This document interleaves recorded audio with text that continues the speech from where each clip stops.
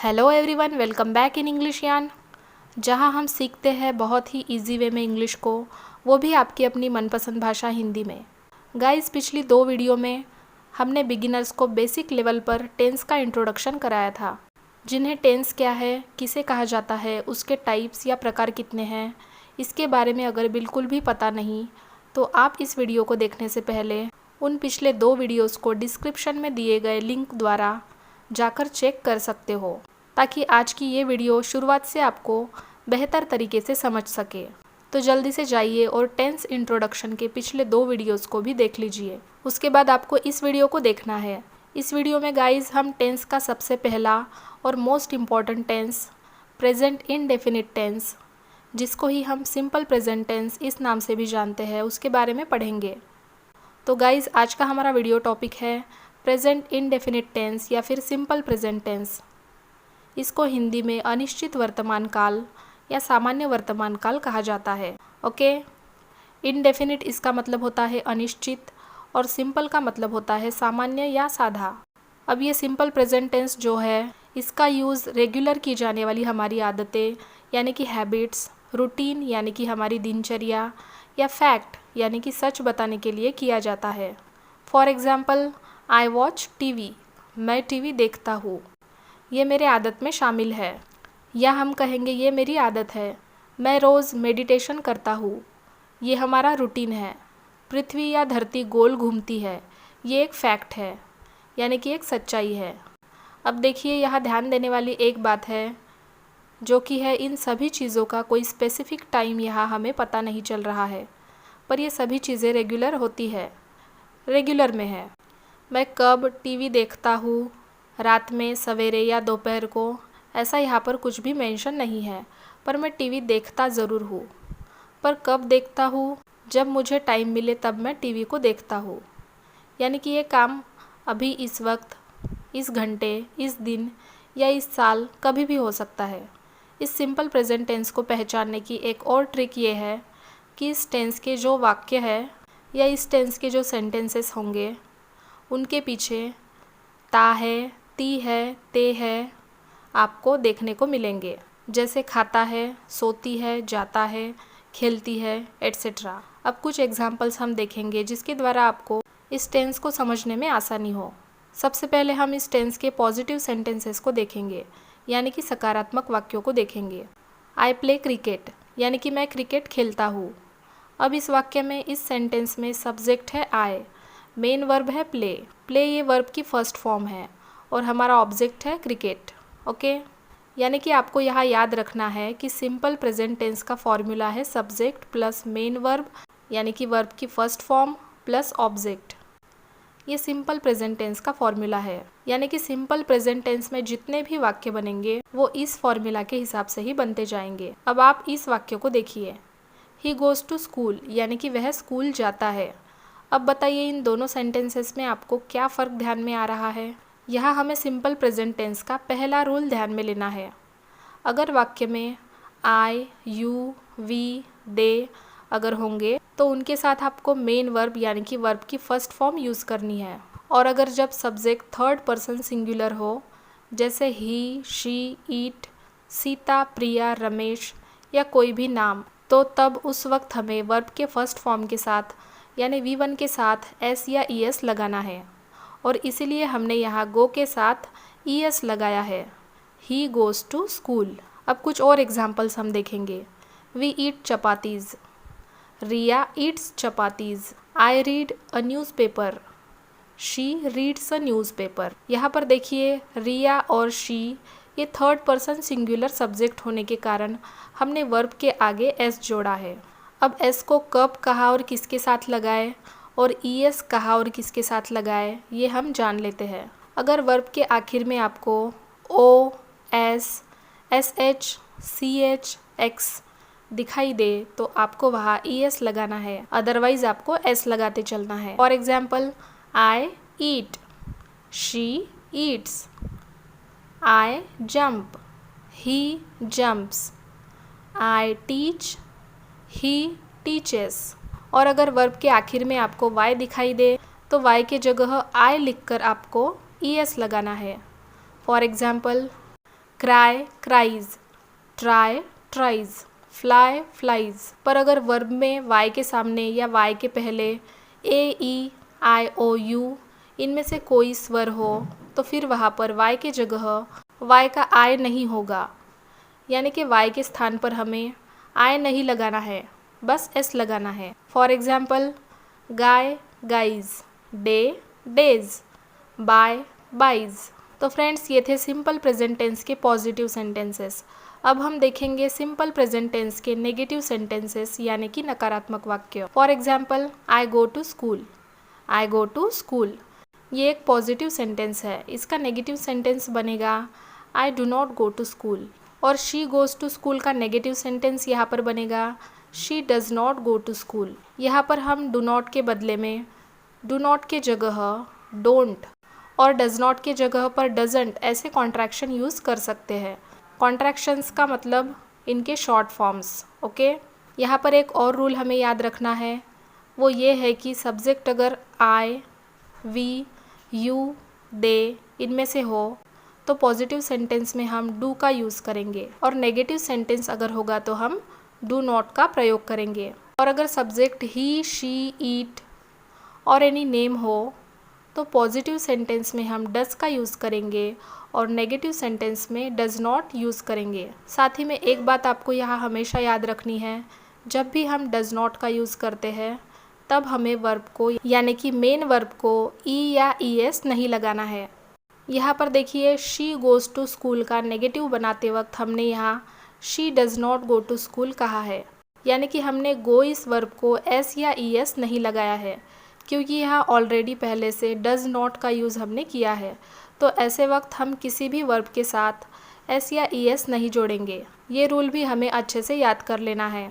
अब हम यहाँ पर कुछ सिंपल प्रेजेंट टेंस के इंट्रोगेटिव सेंटेंसेस यानी कि प्रश्नवाचक वाक्यों को भी देखेंगे कि सिंपल प्रेजेंट टेंस में इंट्रोगेटिव सेंटेंसेस को हम कैसे बनाएंगे। तो लेते हैं इसका example. For example, she speaks Hindi, she speaks Hindi, यानी कि वह यानी कि एक लड़की हिंदी बोलती है। यहाँ पर देखिए हमने वर्ब को एस लगाया है क्योंकि हमारा सब्जेक्ट है शी, और ही, शी, ईट या कोई भी नाम के होने पर वर्ब के साथ हम एस या ई एस लगाते हैं। तो शी स्पीक्स हिंदी, इसका इंट्रोगेटिव सेंटेंस बनेगा does she speak Hindi, does she speak Hindi. अब लेते हैं next example, they read newspaper, यानी कि वे अखबार पढ़ते हैं। इसका प्रश्नवाचक वाक्य होगा डू दे रीड न्यूज़पेपर, यानी कि क्या वे अखबार पढ़ते हैं। यहाँ पर हम प्रश्न पूछ रहे हैं। अब यहाँ पर रूल नंबर 3 हमको याद रखना है, वो है जब भी सेंटेंस में सब्जेक्ट ही, शी, इट या कोई भी नाम हो तो वहाँ पर सबसे पहले सेंटेंस के स्टार्टिंग में डज का यूज़ करेंगे और सेंटेंस के आखिर में हम क्वेश्चन मार्क यानी कि प्रश्नवाचक चिन्ह लगाएंगे, क्योंकि यहाँ पर हम प्रश्न पूछ रहे होंगे। और दूसरी बात यहाँ पर हमें याद रखनी है, जब भी हम सेंटेंस में डज़ या डज़ नॉट का यूज़ करेंगे उस वक्त हम किसी भी वर्ब को एस या ई एस नहीं लगाएंगे। ये एक बहुत ही इम्पॉर्टेंट याद रखने वाली बात आपको ध्यान में लेनी है हमेशा। और जब सब्जेक्ट आई, यू, वी, दे इनमें से हो तब हम प्रश्न पूछते वक्त स्टार्टिंग में डू का यूज़ करेंगे और सेंटेंस के आखिर में हम क्वेश्चन मार्क लगाएंगे। नॉर्मली जब हमें सवाल के जवाब में येस और नो इतना ही आंसर देना हो तब ऐसे डू से स्टार्ट होने वाले प्रश्न पूछे जाते हैं। Okay, so friends, I hope यहाँ पर आपको टेंस का सबसे पहला टाइप सिंपल प्रेजेंट टेंस और प्रेजेंट इंडेफिनिट टेंस का कॉन्सेप्ट समझ आ गया हो। आइए अब हम इसी टेंस यानी कि सिंपल प्रेजेंट टेंस से जुड़े कुछ एक्सरसाइजेस की प्रैक्टिस आप लोगों को करवाएंगे, क्योंकि जितनी ज़्यादा प्रैक्टिस आप लोग करते जाओगे, जितने ज़्यादा सेंटेंस को सीखते जाओगे, उतने ही परफेक्ट आप ग्रामर में बनते जाओगे। तो चलिए लेते हैं फर्स्ट एग्जाम्पल। सबसे पहले पॉजिटिव सेंटेंसेस के एग्जाम्पल को हम लेंगे। मैं पहले हिंदी में वाक्य रखूँगी, उसको आपको इंग्लिश में ट्रांसलेट करते चलना है। और फर्स्ट एग्जाम्पल इज़, मैं अपना पाठ याद करता हूँ। I learn my lesson, I learn my lesson. मैं अपना पाठ याद करता हूँ। यहाँ आई सब्जेक्ट होने के कारण लर्न इस वर्ब के साथ हम एस या ई एस नहीं लगाएंगे, क्योंकि हमने पढ़ा था कि आई, यू, वी, दे सब्जेक्ट होने पर हम वर्ब को एस या ई एस नहीं लगाते हैं। केवल ही, शी, ईट या कोई नाम सब्जेक्ट होने पर ही हम एस या ई एस लगाते हैं। नेक्स्ट एग्जाम्पल देखिए, दीक्षा एक मधुर गीत गाती है। अब दीक्षा एक नाम है, इसीलिए यहाँ पर हमें वर्ब के साथ एस लगाना होगा। तो इसका इंग्लिश में सेंटेंस बनेगा, Diksha sings a sweet song. Diksha sings a sweet song. तुम एक पत्र लिखते हो, you write a letter. You write a letter. Next, वे अपना पाठ याद करते हैं, they learn their lesson. They learn their lesson. वह स्कूल जाता है, he goes to school. He goes to school. हम हॉकी खेलते हैं, we play hockey. We play hockey. तो फ्रेंड्स, ये थे सिंपल प्रेजेंट टेंस से रिलेटेड पॉजिटिव सेंटेंसेस।